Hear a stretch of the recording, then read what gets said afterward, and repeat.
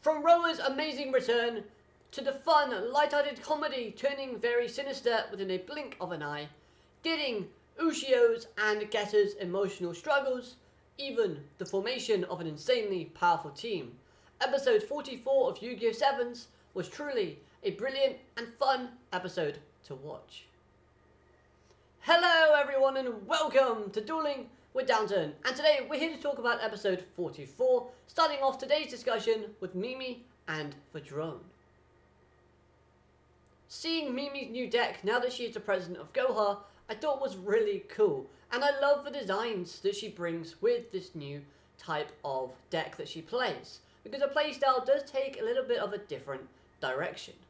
Plus that twist of mind control in where the president drone took over Mimi's mind and body, forcing her to duel and to act a certain way, I thought was a great addition, adding more layers to the character of President Drone, establishing him as a more of a serious and sinister character, if only just a tiny bit.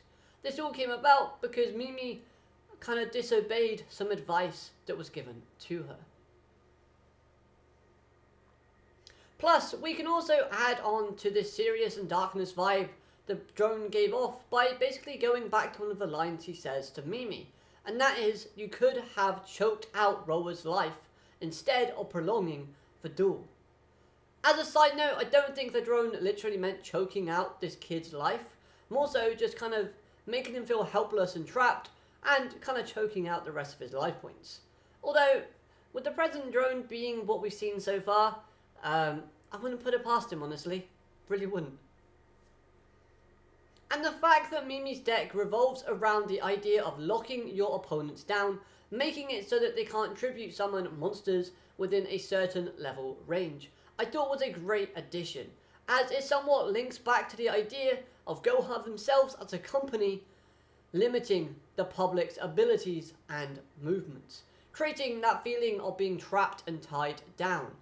The first thing we got introduced to when we learned about Goha, before like Sevens sort of really started with like the first couple of episodes, we knew that Goha as a company was someone that basically predetermined everything that their citizens did. They kept a very close eye and a watch on them, making sure they didn't do anything out of place.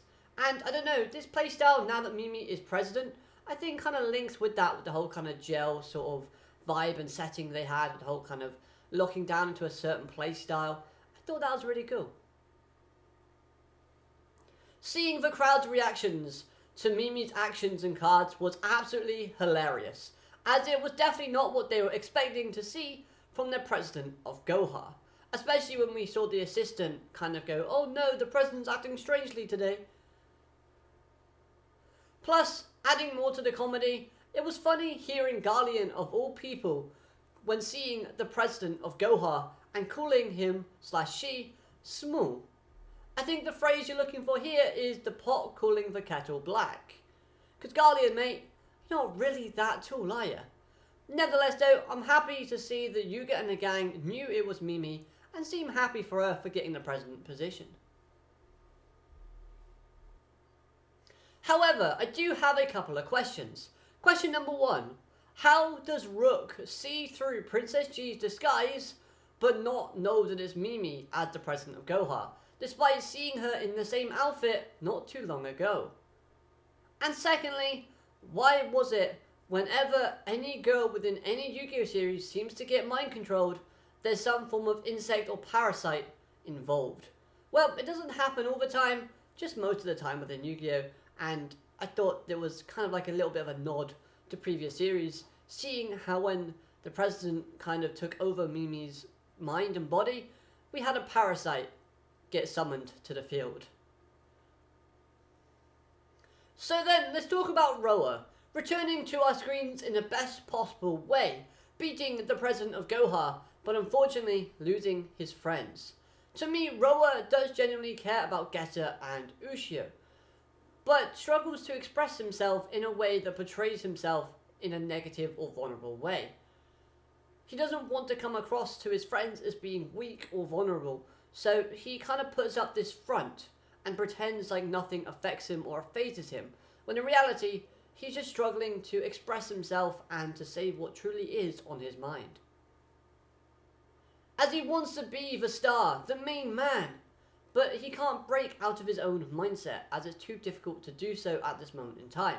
This shows us, the audience, that Roa still has some form of development to go, in where he needs to kind of understand he can't always outshine his friends and he must kind of come to that level kind of ground with them.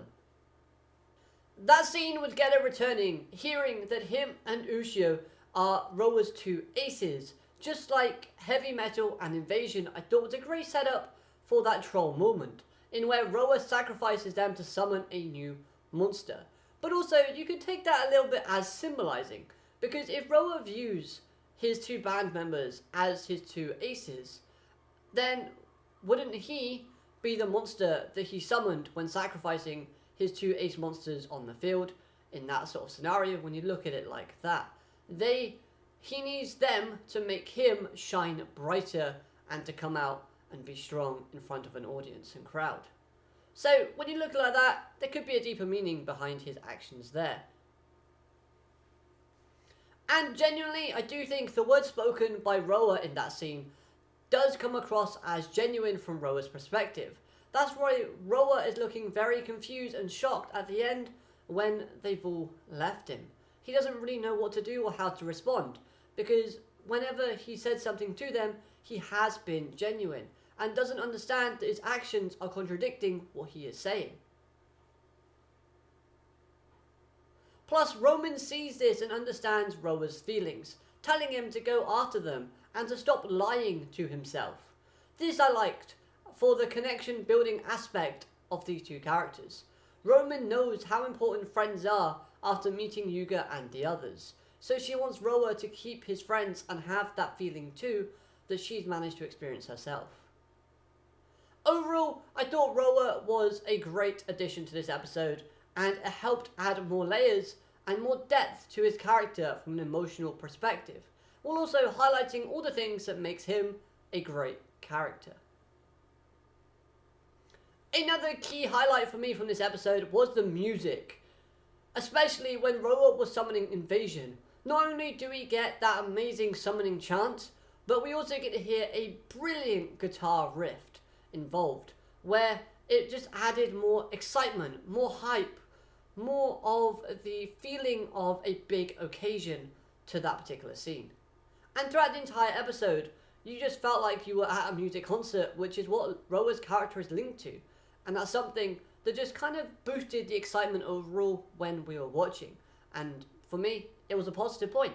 Plus, the animation quality was a great improvement from last episode, which again helps with the overall enjoyment. If the animation is great, if the music and sound effects are good, then of course you're going to have a fun time when paired with a great story and a great character.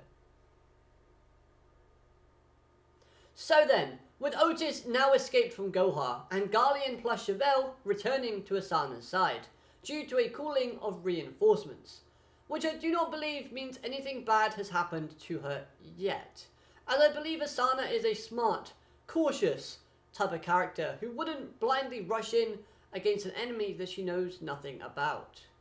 However, this does call for a new team to be formed, a team that is so broken, so powerful, that I believe will not win the tournament, as I'm of the belief that likely the tournament will get interrupted or one of these members will be called away at short notice. I'm of course talking about the team of Roa, Nail and Yuga. A team that is united in their quest for a good old chat with Otis. Roa's initial goal in beating Mimi was in order for him to talk to Otis, who Goha had held captive. Yuga wants to learn Otis's plan, and Nail has a connection with Otis thanks to what we see from the Maximum arc. Although he doesn't outright state a goal in this episode, there is kind of a link there between all three of them. They're all united in Otis. So does this mean that that image in the opening visuals that we got a while back, with Yuga linked with all of his past enemies, and Otis standing atop of all of them, does that mean that Asana, Nail, Roa and Yuga are going to join forces with or against Otis in the future. Only time will tell if that visual will play a part within the story. But of course, since the first introduction of that visual, it's been a high talking point within the Yu-Gi-Oh! Sevens community / fandom. But maybe we'll get an answer soon. Anyhow, I really enjoyed this episode. I thought it was a brilliant one. And the opening visuals that they added in looked amazing. Even though they were reused old clips from previous episodes, it still made me even more hyped for the episode to come. So I do want to hear your thoughts on this episode in the comment section down below. Let me know your thoughts and any of your responses to the things I've mentioned in this episode. Or this video, I should say. And hopefully you've enjoyed the video, and I hope you have an amazing day nevertheless. I'll see you next time. Have a great day. Alligator, matane. Goodbye.